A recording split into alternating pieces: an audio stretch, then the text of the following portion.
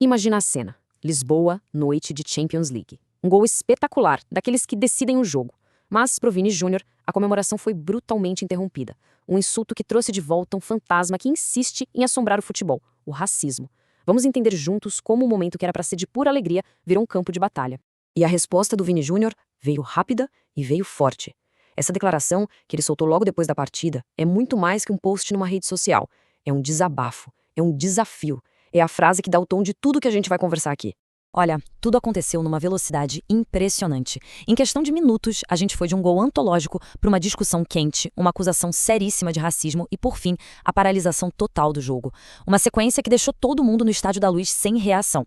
Ok, pra gente entender de verdade o tamanho do que aconteceu, a gente precisa voltar programado, analisar cada detalhe de como esse momento de glória do Vini Júnior se transformou assim num pescar de olhos nesse confronto tão tenso. Então, vamos lá. O palco era o Estádio da Luz, em Lisboa. Jogo de Champions, mata-mata, ou seja, a pressão lá em cima, o mundo inteiro de olho. De um lado, o Benfica, jogando em casa, do outro, o Real Madrid. E aí o Vini Júnior vai lá e pá, marca o gol da vitória. Na hora de comemorar, o clima esquenta. Começa uma discussão com dois jogadores do Benfica, os argentinos, Otamendi e o jovem Prestiani. No meio da confusão, o que acontece? O árbitro dá cartão amarelo pro Vini. Foi o estopim. Ali, ele vai direto no juiz e fala na lata, apontando pro Prestiani. Ele é racista. Certo. Diante de uma acusação grave como essa, a primeira coisa que a gente se pergunta é: e agora? O que a regra manda fazer? Pois é, existe um protocolo oficial para lidar com racismo em campo. Não é algo que deveria ser decidido no calor do momento. Vamos ver como ele deveria funcionar. O protocolo da FIFA tem 3 passos, basicamente. Primeiro, o juiz para o jogo e um aviso tem que aparecer nos telões e ser anunciado no sistema de som. Se os insultos não pararem, o jogo é suspenso por um tempo. E se nada disso resolver, como último recurso, a partida pode ser cancelada de vez. Ou seja, o árbitro tem, sim, ferramentas para dar uma resposta firme e imediata. Só que aí é que a gente vê a distância enorme entre o papel e a vida real. Nas palavras do próprio Vini Júnior, o protocolo até foi iniciado, mas, segundo ele, de um jeito que não serviu para nada. Foi uma formalidade que não teve consequência real para o agressor. Para a vítima, soou como um teatro. E essa sensação por parte dos jogadores do Real Madrid de que a regra não estava funcionando, bom, isso transformou o campo num verdadeiro barril de pólvora. O que veio a seguir foi o caos generalizado. A tensão era quase palpável em cada canto do estádio. 10 minutos. Pare e pensa um pouco nisso. O jogo ficou parado por 10 longos minutos. Uma paralisação desse tamanho num jogo de Champions League por causa de uma acusação de racismo, isso só mostra a gravidade da situação.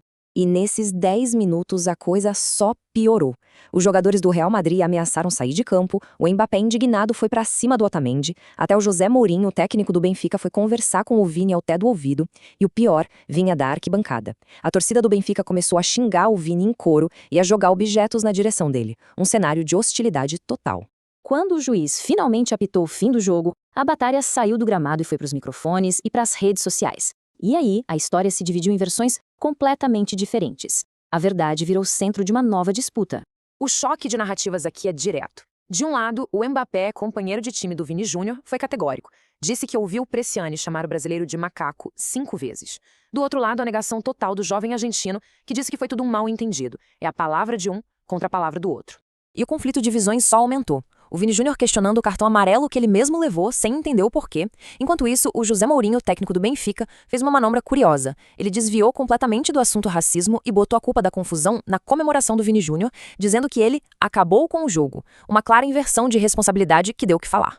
Mas em meio a toda essa confusão de acusações e negações, o Vini Júnior se recusou a ficar quieto. Mais uma vez, ele usou a plataforma gigantesca que tem, não só para se defender, mas para transformar um ataque pessoal numa bandeira coletiva de resistência. Com essa frase curta e direta, ele fez muito mais do que rebater os ataques. Ele pegou toda aquela indignação e transformou em combustível. Bernabéu, nos vemos lá, é um recado claro. A minha resposta definitiva não vai ser entrevista, vai ser com a bola no pé, na nossa casa, no jogo de volta.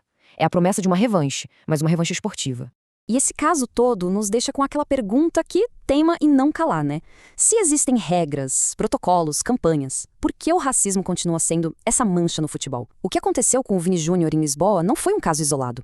É mais um sintoma de uma doença que o esporte mais amado do mundo ainda não conseguiu, ou talvez nunca tenha se esforçado o suficiente para curar. Uma questão que fica no ar, esperando por respostas que precisam ir muito além do apito final.